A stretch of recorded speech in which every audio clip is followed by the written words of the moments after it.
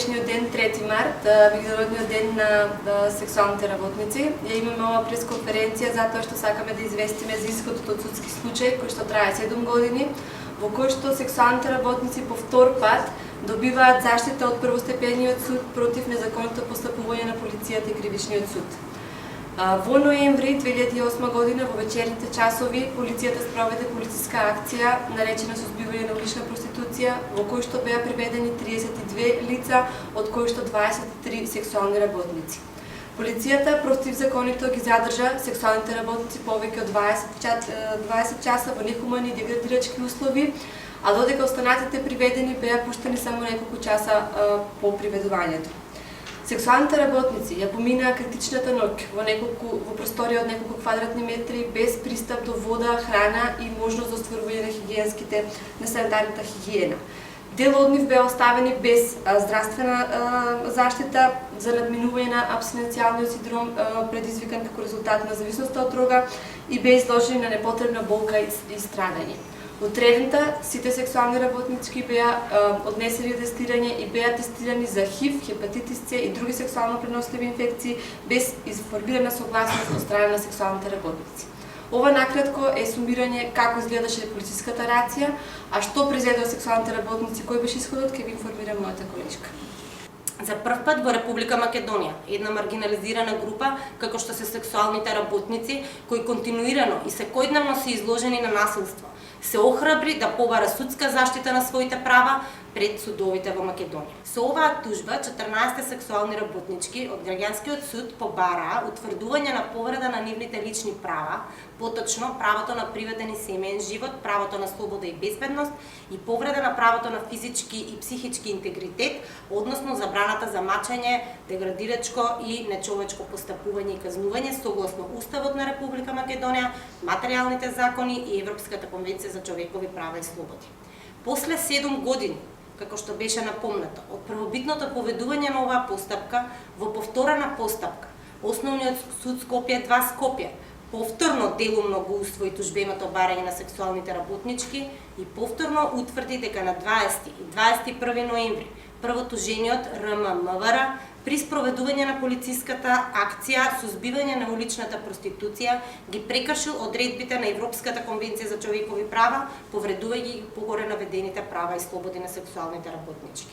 Првостепениот суд утврди дека првотужениот РМ-МВР ги прекршил овие права бидејќи без издржано и без со докази подкрепено основано сомневање ги уапсил тужителките, при апсењето не им биле кажани на разбирлив јазик причините поради кои што се приведуваат или лишуваат од слобода, не им било овозможено медицинска заштита, биле претресувани во присуство на мажи, држани во повеќе од 20 часа во нечовечки услови, а подоцна снимките беа јавно објавени и достапни за медиумите. Исто така беа присилени на тестирање, без да им биде кажано дека постои судска наредба за истото. Со истата пресуда, судот утврди дека Основниот суд Скопје 1 Скопје ги повреди овие права така што наместо да има возможи заштита на правата на тужителките, издал судска наредба за тестирање на крв само на барање на првотужениот без никакви докази со кои што ќе се потврди дека постои основано сомневање и без притоа да ги распраша тужителките и останатите приведени, иако истите во тој момент биле лесно достапни за судот, односно се наоѓале во полициската станица. Поради тоа судот им досуди правечна надомесна нематеријална штета поради претрпена физичка и душевна болка заради утврдена повреда на нивните погоре наведени права.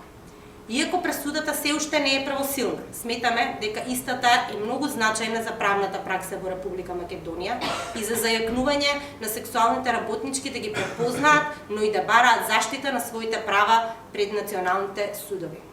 Со оваа пресуда, граѓанскиот суд уште еднаш потврди дека основните човекови права важат за сите граѓани подеднакво и истите мораат да се почитуваат од страна на надлежните органи и институции.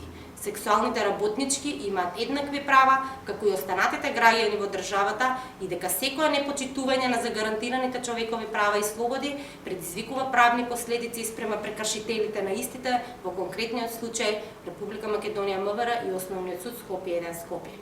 Со оваа пресуда првостепениот суд директно како извор на правото ја применува Европската конвенција за човекови права и слободи, што представува не така чест пример во судската пракса. Се надеваме дека повисокиот суд ќе ја потврди ваквата пресуда и ќе придонесе кон подобрување на заштитата на правата на маргинализираните заедници во Република Македонија, но исто така се надеваме дека во иднина нема да се превземаат вакви акции со кои освен што се кршат правата на одредени граѓани, се наштетува и на веќе постоечките програми за превенција на ХИВ, хепатитис С и други сексуално и крвно преносливи болести, кои повеќе од 10 години ги спроведуваат Министерството за здравство на Република Македонија заеднички со граѓанските здруженија. Ви благодарам многу. За крај сега ќе ги проследиме изјавите на дел од сексуалните работници. Јас би предложила на секоја една жена што е малтретирана, да речеме и од сопругот и од државата неправилно, јас би препорачала на секоја една да си го бара своето право, да не бидат малтретирани како ние што одпреме. Па траумата ќе остане цел живот како. Не може тоа да се вади од памета, да се заборави, никогаш да се заборави. Баравме лекар, не ни даде, а не обрега. Каква лекар барате вие? Вие наркомани, вие курви, вие смрдите. Апсолутно секакви зборови ни кажувале. И она е граѓан исто како секој еден. Исто жена, исто како сите жени.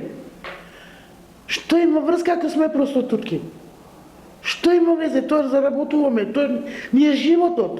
Ако идам ќе јадам, ако не идам нема што да јадам, немам ни социјално, не зимам ништо, ни картони, ништо, не, апсолутно ништо, никаква поддршка немам од државата. Јас како например мајка на 8 деца, што немам приход од нигдека, тоа што би веќе морално да го работам, ако повторно нешто се деси, пошто ја од тоа зависам, децата си ги скранувам од тоа, ако повторно се појави тоа, ја би до краен домет би ги тужила и си би го барала своето право, што мене ми следуе. Да, би отишла повторно би го тужила. Нема да престанам. Ќе се борам до крај. Додека умрам.